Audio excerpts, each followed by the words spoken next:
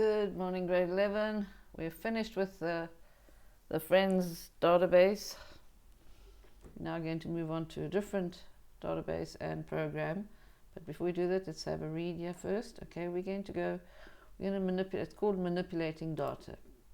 It's 8.5 on page 188. So basically, we are going to get through each row of the table. Let's say we want to get information, we want to add up how many rows there are. We want to get a total of a column, and we want to go through each row one at a time and looking for a certain person's name or whatever.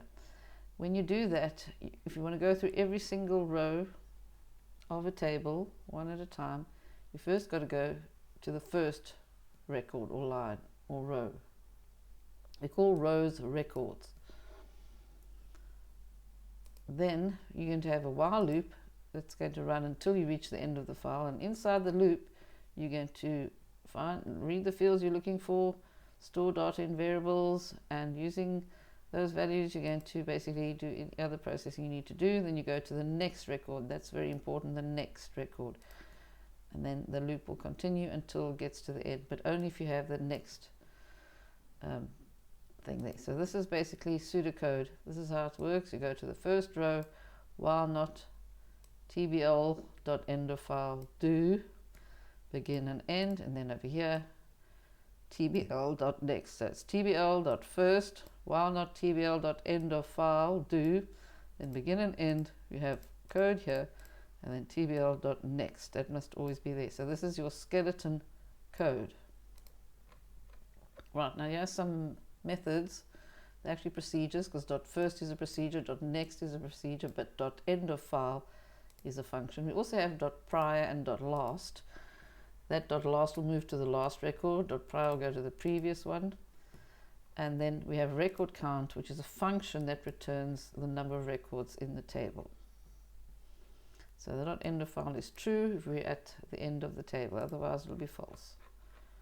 Right, so the best way to do it is by practice. So we're going to open this program in the DAMS application folder. So when you finish watching the video, you can make sure you open your program, and everything should be connected. And if it's not, well, we'll go to File, Open, and go and open the condams.db.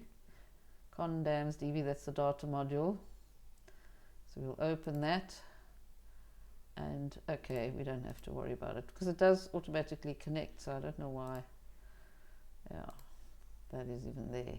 I mean, if you run the program, it should connect automatically. Yeah, it has been set up to connect, so we don't have to worry about that. Okay, so that's the connection we don't have to worry about. Okay, just open the program, DAMS app _u, the proj file inside your DAMS application folder in the data files. Okay, the dproj, that's all you have to open, the DAMS app dproj, after opening Delphi, of course. And you can go and check out the database, because I've got the data. Yeah, open the database as well. We're going to examine that too. Right, and then we see the user interface when you run the program. So already have been made. You only have to create the on-click events for the different buttons and write code. So if you don't see the tables here, don't worry. When you run the program, it will be connected already, and you can see all the fields there. So we have these buttons here that we're going to put code in, and we have a rich edit to write a report about things.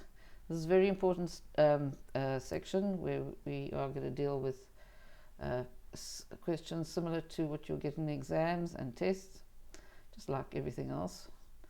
Right, so the database contains these two tables. Now look at that. That's a one-to-many relationship, because when you think about it, can a dam look after many towns? Yeah, I guess it can, eh?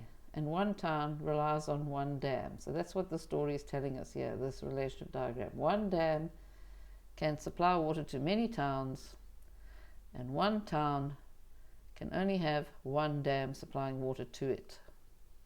And the relationship is shown here because, can you see dam IDs there? and dam ID is here. So basically another field was added here that is a copy of dam ID. So you can go and put in data in dam ID here in this table towns, but it has to match whatever's in the corresponding table over here for that primary key. So the lock there means it's a primary key, and that lock over there is the primary key for towns. Otherwise, when you look at towns, all those fields there, town name, province, water restrictions, population, all describe a town.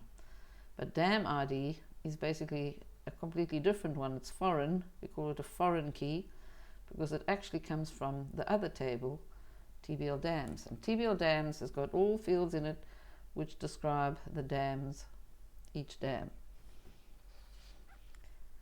Okay, now don't worry about that now. We're going to create on-click events for the first, previous, next, and last. So we're going to use our first and what we have prior and next and dot last for these buttons over here.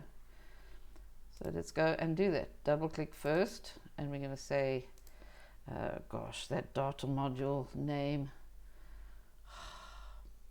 Okay, they're giving it to us here. It is, the name that we're going to use is DBM Dams DB. Database module Dams DB. Okay, we have to quote the database module name. Database module Dams DB. Dot. And then the table name. What table are we referring to? Well, we've got TBL towns and TBL. We actually do need to have they'll tell us what the ADO table component is. TBL dams. Okay, so dot TBL dams dot first. So there it is for the first one, to get to the first record. Okay, now to the previous record we have dot prior. Take note, copy and paste, guys. And then over here we're going to go dot next, and then over here we'll have dot last. There we go. So that's that. Those buttons have been all filled with the correct code. That was easy enough. So we're on TBL dams. Oh, why is it not working? Previous, next. Oh, there we go. Next, previous, next, last, first. See? Next, last. Right, got the idea. Right, moving on. So this is for TBL dams only. So we have done that now. So that allows us to navigate through our database table called TBL dams. So this is example 8.9, and your next activity is going to be a different program. Oh wait, no, it'll be the same program, okay, where we're going to do the average capacity and the sum and average. And I don't want to do too much in one lesson because this is quite concentrated and complex work, and it's best for us to go through it slowly. But I want to explain this very important concept of two tables, and also the concept of having a primary key. Now you need to have a primary key, otherwise your database is not going to be what we call normalized. In other words, its integrity is going to be lacking. A primary key makes sure that there's at least one field that's going to be unique for every single row in the table. So if you open the dams table, you'll see dam ID over here is going to be a unique value. There's no duplicates in dam ID, and that's what you have to have for every table. You have to have a field or column that is going to be unique. And with TBL towns, we have town ID. Now these are all auto numbers. Both of them are auto numbers. They don't have to be, but if you're not going to use an auto number, you better make sure you know what you're doing. So if I want to go and view this TBL towns in design view, can you see the keys being put there? You right click and then you can get rid of the primary key like that, or you can right click and then put the primary key in. And when you make your database for your PATs, you need to make sure you have primary keys for your tables. And by the way, your PAT projects, you have to have 2 tables in a database. So this is why we're going to explain what's going on here. So what you do is you make one table for one item and another table for another item, and each table must only have fields in it that describe those particular things. For instance, TBL dams only describes dams, and TBL towns only describes the town, things about the town. To get to view our tables now, so we go to Database Tools and Relationships, and there you have the tables. Now this didn't happen automatically. I'm going to delete it and I'm going to put it back again to show you. Okay. Normally when you first open the database tools, it will be empty, okay, like that. But now we want to add a table, so we're going to go to the design view here and click on Add Tables. Then this window comes up and you choose a table there and add it. Then you choose the other one and add it. Now as you can see, this relationship was predefined. I'm going to delete it.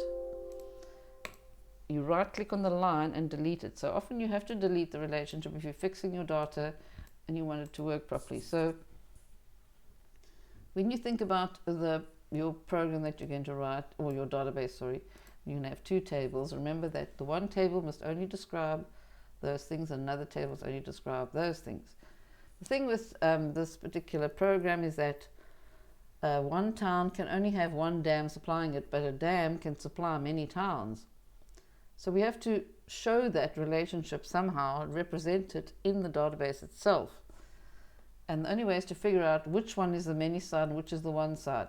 Every database that's got 2 tables must have one-to-many relationships. If you have one-to-one relationships or many-to-many relationships, it's not going to work. What do we mean by relationships? Well, it just means that towns can have only one dam, but a dam can supply many towns. So in order to show that in a database, you have to go and use, you know that one dam is supplied many towns, so the towns is a many side. So how do you figure out where's your one and where's your many side? Well, you like stand at the one table, okay, and you sort of write a 1 here and you say, okay, one dam can supply how many towns? More than one, many, so you put an N there. Then you go stand at TBL towns and you say, okay, one town can only have one dam supplied to it, so that's 1, 1, and the many's on this side still. So therefore, on the many side, you've got to go borrow the primary key from the one side and go put it there as a field, and then you will see that you will have a one-to-many relationship when you do the following. You click on either this one or that one, the 2 fields that are the same, click on it and you drag your mouse and then you let go. When you hover over the other dam ID, click on Enforce. So you have to click on Enforce Referential Integrity, click Create, and then we're done. And that's how we did it. If you go and look at the actual TBL dams, you'll see that there's a plus sign next to dams. Why? And you click that plus sign in the data. Can you see? Let's find one that's got more than one town. I can't find one. I'm trying to find one. Nope. There must be one with more than one town. Hey, because dams can supply more than one town, but in this case, we can't find one unless, of course, we go further down the line. Unfortunately, right now there aren't any, but the possibility is there. You could have more than one row over here for the town, because that's the town. That plus sign means that you can have many towns in the dam. But TBL towns doesn't have plus signs next to it. It's the one. It's actually the many side. Dam ID is here. Can you see dam ID is 6? And then we go to TBL dams. What is the dam ID of 6? Let's go and see what number 6 is. Well, there it is. Sorry, I'm going to go. It's Beerflay Dam. There it is. And that means that this Willimore town in the Eastern Cape has got the Beerflay Dam as its dam. And what town can only have one dam. So that's why there's only one code here in the dam ID table. So this field was added so that we can have this relationship of one to many. Okay, and it's normally on the it's always on the many side that you put what we call the foreign key, which is the primary key from the one side that we've borrowed. Now remember that, and then we will discuss it later. And now you must continue and finish that activity that we've just done now.